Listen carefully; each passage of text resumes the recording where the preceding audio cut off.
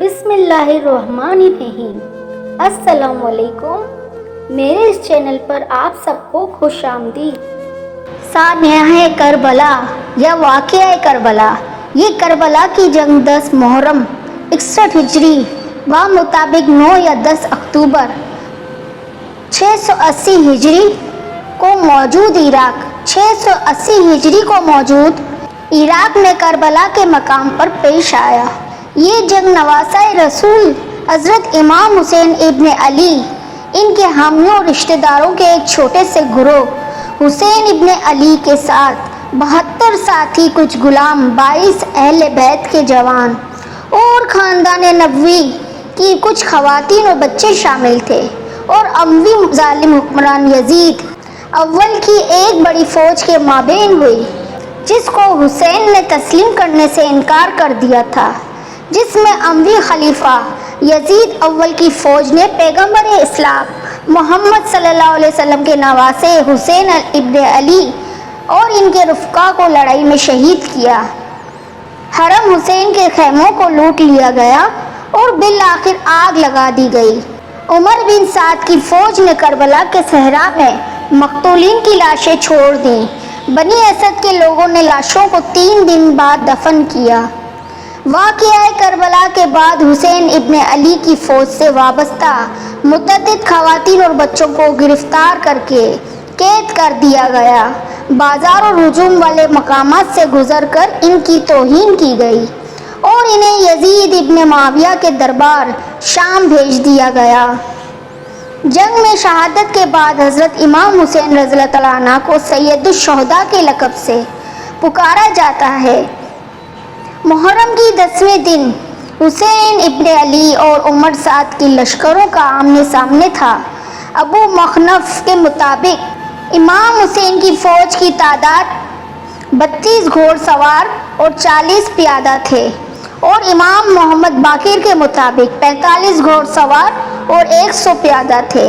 اس کے سامنے عمر بن سعد کی فوج تھی، جس میں 30,000 کے قریب جوان تھے۔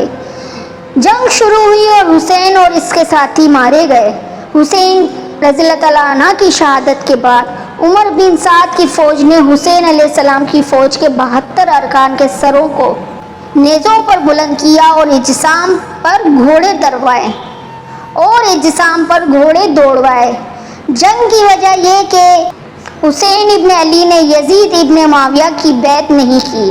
حسین ابن علی یزید ابن معاویہ کی حکمرانی کو غیر قانونی، ناجائز اور غیر شرعی سمجھتے تھے، جو حسن مجتبیٰ اور معاویہ ابن ابی سفیان کے درمیان میں صلح معاہدے کے خلاف یزید اول کو وراثت میں ملی تھی۔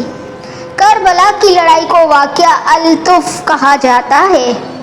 واقعہ کربلا کو اسلامی تاریخ کی ایک متنازع لڑائی سمجھا جاتا ہے، کیونکہ اس لڑائی کے نتائج اور تفصیلات سے سیاسی، نفسیاتی اور نظریاتی مضمرات تھے، جو آج بھی عصر حاضر تک تنازع کا شکار ہے، کیونکہ یہ معرکہ ان حقائق کے سلسلے میں سب سے نمایاں واقعہ ہے جس نے سنیوں اور شیعوں کے مابین تعلقات کو تشکیل دینے میں ایک اہم کردار ادا کیا۔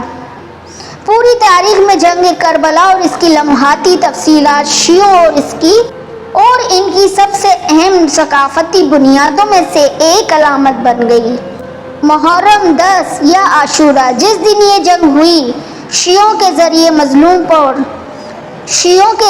مظلوم پر مظلوموں کا انقلاب اور اس دن تلوار پر خون کی فتح کی علامت بن گیا۔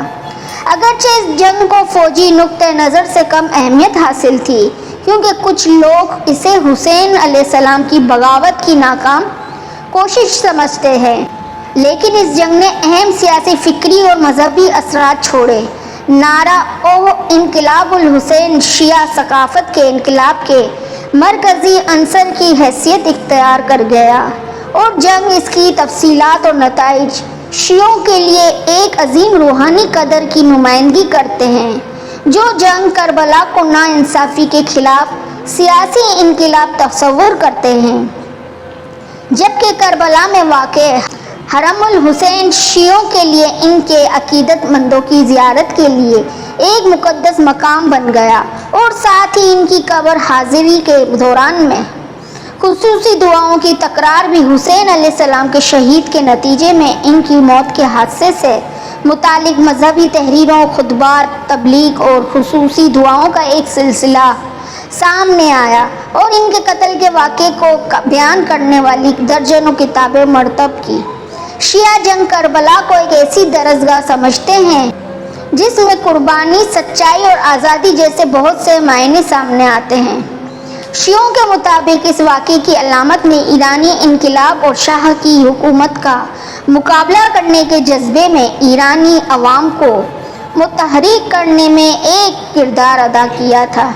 خاص طور پر عاشوراء کے دوران میں تہران اور مختلف ایرانی شہروں میں ہونے والے لاکھوں مظاہروں میں، جس نے سابق شاہ محمد رضا پہلوی کو ایران سے فرار ہونے پر مجبور کیا تھا اور ایران میں شیعہ اسلامی حکومت کا قیام کی راہ ہموار کی تھی۔ شیعوں کے مطابق اس واقعے کا جنوبی لبنان میں اسرائیلی قبضے کے مقابلے میں اسلامی مزاحمت میں بھی ایک کردار تھا۔